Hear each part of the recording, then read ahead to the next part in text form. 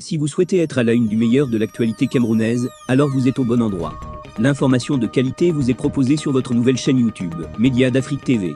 Eh bien, mesdames et messieurs, une fois de plus bienvenue pour cette nouvelle analyse vidéo.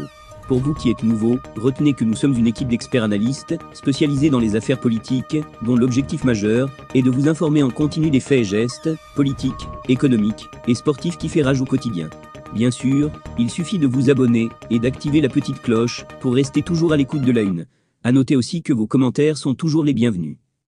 Salut à tous et bienvenue sur Média d'Afrique TV. Nous plongeons au cœur d'une nouvelle polémique secouant le monde du football camerounais et africain.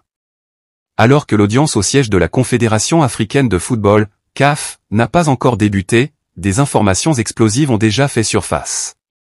André Luther Meka, cadre du RDPC, a publié une liste de probables membres du futur comité de normalisation de la FECAFO. Que se cache-t-il derrière cette fuite et quelles sont les répercussions pour Samuel Eto'o et le football camerounais? Restez avec nous pour découvrir toute la vérité. Le 20 juin 2024, André Luther Meka, un cadre influent du RDPC, a fait une révélation choc sur sa page Facebook. Il a publié une liste des potentiels membres du futur comité de normalisation de la FECAFO. Selon lui, ces noms incluent Professeur Jean Gatsi, Professeur Mathias Owona Nguini, Professeur Amadou Moncaré, Professeur Claire Nicole Ndoko, et Raphaël Nkoa. Cette annonce a provoqué un véritable séisme dans le paysage footballistique camerounais. Mais pourquoi cette fuite maintenant? Est-ce une manœuvre stratégique ou une simple coïncidence? Les proches de Samuel Eto'o n'ont pas tardé à réagir. Ils voient dans cette fuite une confirmation de leurs suspicions.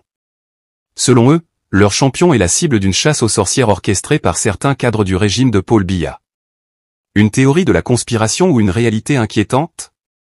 L'objectif semble clair, déstabiliser Samuel Eto'o et son équipe à la tête de la FECAFO. Face à ces accusations et cette ambiance délétère, Samuel Eto'o a pris une initiative forte.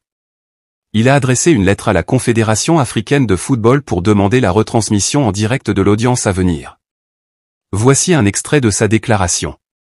Cette demande est formulée dans le but de lever tout équivoque dans un contexte d'immixtion d'acteurs politiques camerounais dans la procédure, lesquels ont coalisé avec des intérêts personnels identifiés. Il ajoute. Samuel Eto'o rappelle, s'il en était besoin, qu'il a mené une carrière internationale sans tricherie aucune et dans l'observance scrupuleuse des valeurs du sport et des règles en vigueur. Samuel Eto'o appelle à une transparence totale et à l'équité dans ce processus.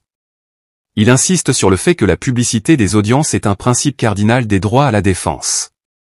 Il veut associer les acteurs continentaux du football et le grand public à la quête de vérité. Pour lui, la gouvernance du football ne doit pas oublier le respect et la considération dus à ses acteurs. Il appelle la CAF à être une « maison de verre » où les dirigeants élus des fédérations membres sont jugés en toute équité et transparence. Nous avons donc un paysage très complexe et chargé d'émotions, où des intérêts politiques semblent s'entremêler avec ceux du sport. Samuel Eto'o se bat pour son honneur et pour la transparence dans la gouvernance du football. Que nous réserve l'avenir? La vérité éclatera-t-elle au grand jour? Restez connectés à Média d'Afrique TV pour suivre toutes les mises à jour sur cette affaire. Merci d'avoir regardé cette vidéo. N'oubliez pas de liker, de partager et de vous abonner pour ne rien manquer de nos prochaines analyses et actualités. À très bientôt sur Média d'Afrique TV.